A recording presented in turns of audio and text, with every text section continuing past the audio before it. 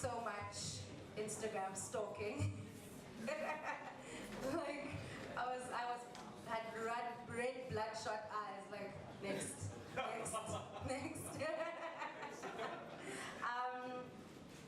You're going to be talking to us about mobile photography and you in mobile photography. But firstly, who is Gareth? Hi everyone, my name is Gareth Pon. I'm an Asian born in Johannesburg. My mom is half Mauritian, well, full Mauritian, I'm half Mauritian. My dad is Chinese, he was born in South Africa. My mom was born in Mauritian, I was born in South Africa. In Johannesburg, in Benoni. Okay. Straight out of Benoni. I've always been a creative, I've always tried to delve into different creative disciplines. I've had many creative journeys. Everything from architecture to painting to drawing, web design, animation, all sorts of stuff. And the one thing I said I'd never do is photography, which is kind of crazy. I even did film before that, and now I find myself doing a lot of mixtures of film and photography. You'll see a mix of photos and video playing in the background there. Yeah, kind of finding myself now, figuring out the digital space and how pixels can tell stories. Yeah. Is that good enough? If you want to read up a more detailed description of who I am, you can go to my website, garethpon.com. It's more Basically, technical. he doesn't want to tell us anything. There's so much going on. Cool. So photography, the last thing that you wanted to do, how did you, with all the things that you've embarked on, so film, I did read on your website, Mr. I want to be an astronaut. How did you end up finding yourself in the world of photography? So I like to believe that where I am now is just a culmination of all the right mistakes. I feel like as creators we're very scared to make mistakes, very scared of failure, and I found that the moment I've embraced that fear, it helps me forward as a creative. So I really accidentally did fall into photography. I was initially making films, doing a lot of personal corporate stuff, which kind of kills you when you have to do corporate work. It pays the bills. So photography came along when Instagram was launched. I was like, cool, there's this new platform. I'm going to start taking photos and using advantage of the shareability of that. So that started probably around 2012, where I'd go out into Joburg, I'd take photos of the city, I'd try and get into places with my mobile phone. I wouldn't carry around a big, huge camera, and I found that the phone gave me the opportunities to just get into places where a camera would almost intimidate security guards or people. And you hold up a phone, you take a photo, and they think it's going on Facebook, but actually it can produce an image that you can print and sell, and move into that sort of space. So I started doing it in 2012, where it was just a hobby. From then it progressed to organizing these things called Insta-meets. Insta-meets are basically meetups where people get together and take photos. It was really cool because it sort of showed me that you can explore with people who have a common passion, and I've always been a people's person, so that opportunity to meet more people over photography was really cool. That then grew into doing Insta-meets all over South Africa. So I founded the local Instagrammers community, which is not directly associated to Instagram, but it's the biggest Instagram community in the world. So that developed into having Insta-meets all over South Africa. And then Instagram themselves started taking note of that, and I realized, like, actually this little Instagram mobile photography thing can be taken quite seriously. So that developed into a space where I was getting featured by a lot of international blogs. Instagram interviewed me a few times for their blog, which was pretty cool. And now at the point where I've been listed among some of the top 150 photographers in the world. Things like that, which would have never come about if it weren't for Instagram. So also recently named Africa's top Instagrammer, which is pretty cool as well, by the African Blogger Awards.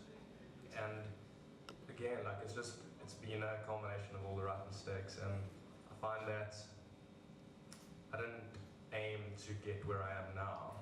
It's all about absorbing all those mistakes in a way that you can learn from them.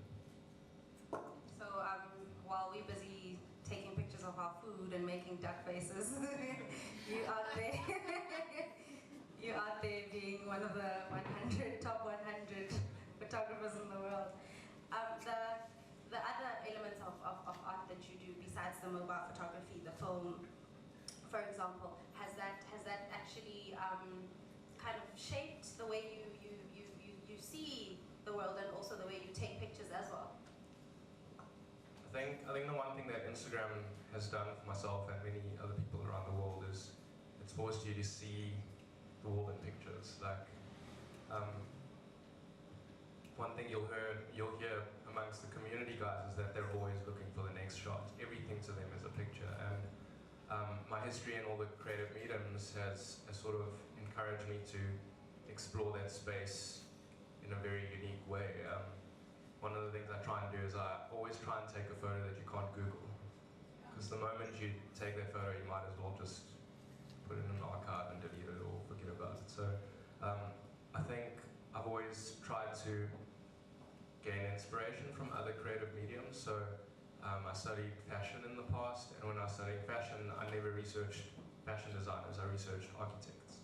So I come in from a very backroot sort of way when I do any creative medium, and I find that helps me think out the box and approach things in a way that are very sort of abnormal, if that makes sense. I don't know if I answered your question, did I? I hope so. I've got a couple other questions, but does anyone on the floor have a question for Gareth as yet? No? Oh, yes. So what phone do you use? Samsung. S6 Edge. It's got a curve, that's why I use it. I like curves. No, I've got a... Yeah, can tweet that if you want. I've been endorsed by Samsung as their digital imaging ambassador. So I'm currently shooting on their phone. I also use their Samsung NX1, which is like also very similar. Sorry, Fuji guys, that I'm mentioning them, but so I shoot whatever's on me. I've got a few devices that I use. Sometimes it's this with a little lens that I can attach there. Sometimes it's NX1, sometimes it's NX500. So I never allow technology to hold me back from capturing a story or an image. Yeah, cool. Being maybe one of the top Instagrammers, I want to know, don't you feel pressure to actually produce better work, good work, and how is it competitive, competition within Instagram? Yeah. So I definitely feel the pressure. I mean, Yeah. I've got 237,000 followers now. And in retrospect to the rest of the world, that's quite a small number. There's some guys, friends of mine overseas, who have like 800,000, close to 1 million. And that pressure that you talk about, I take advantage of it as much as I can because it helps me develop my style. But at the same time, I never allow that pressure to dictate what I love. So from a very, very early age, within this Instagram space, it's not even that old, but like from an early point when I decided to take it more seriously, I came to a point where I was like, okay, I'm not going to care about the amount of likes I get, or the amount of comments, or the interaction. I'm going to care about sharing stuff that I love, because I always feel the moment you post something purely for social response, your creativity doesn't belong to you anymore. And I think we in the creative world, we live in that space where we're like, oh, what will creative nestlings think if I talk about this, or will I get featured on Huffington Post, or will these bloggers allow me to express my photography in this way? And I feel like the moment we do that, we really lose an essence of who we are. So I allow that to remind me of just being real. Like as creators, we need to just keep being real with ourselves, Yes. To that. So people say that having lots of Instagram followers is like being rich on monopoly. But clearly that's not the case.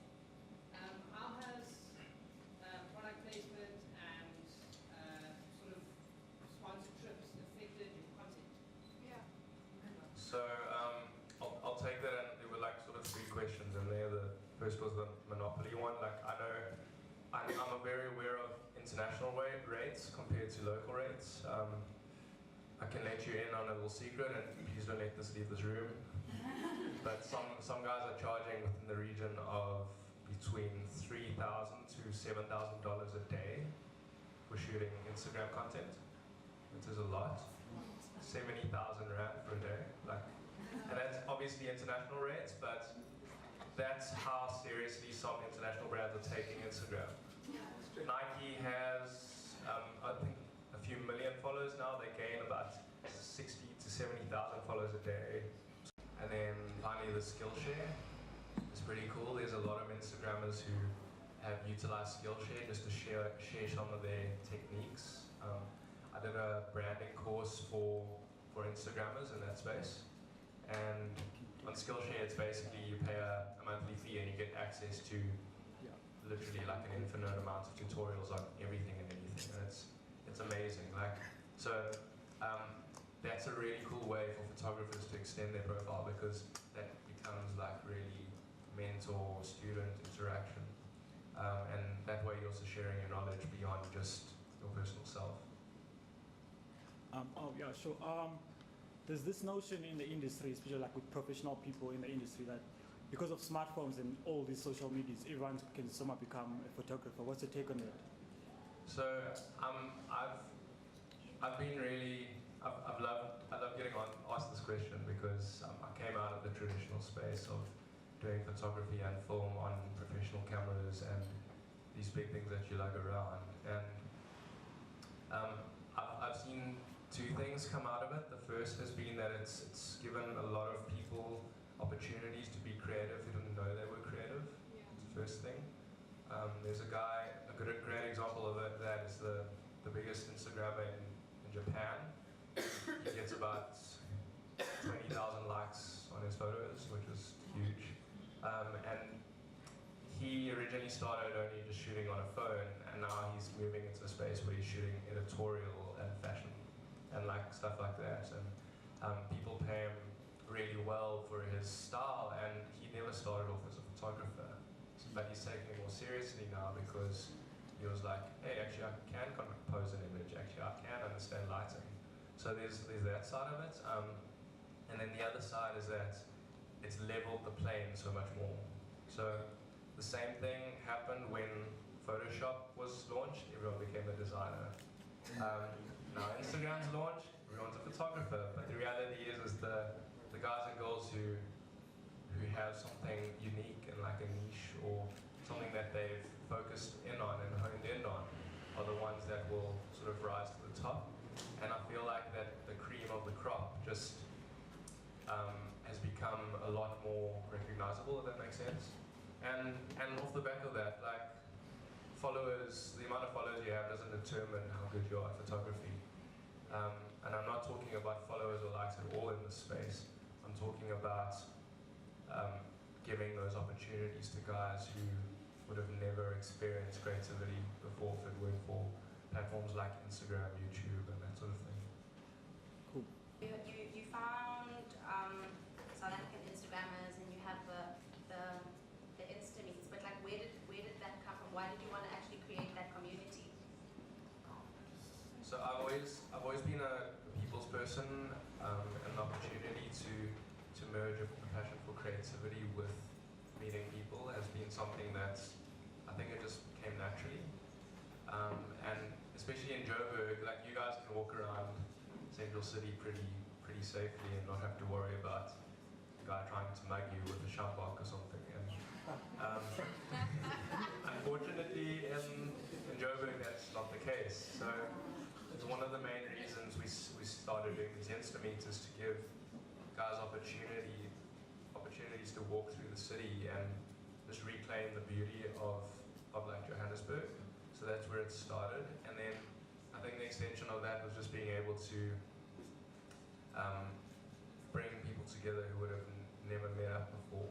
I've heard amazing stories of guys meeting their significant other through Instagram and these Insta meets. I've heard people landing their perfect jobs through Instagram, and different stories like that, which are quite beyond just Instagram and Insta meets. And I think that was probably the biggest draw card of having meet up. Yeah.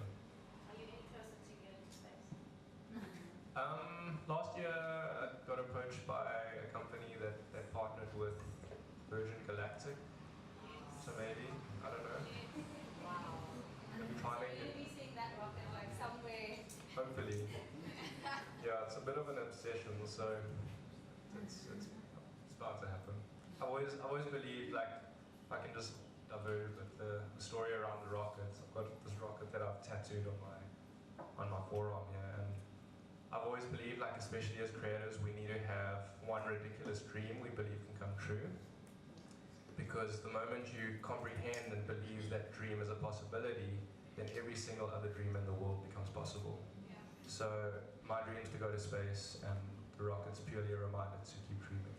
Wow, that's good. One last question, if anybody else doesn't have anything. Can you walk me through your day? Like, what's Gareth's day like? Because, like, I just imagine selfies.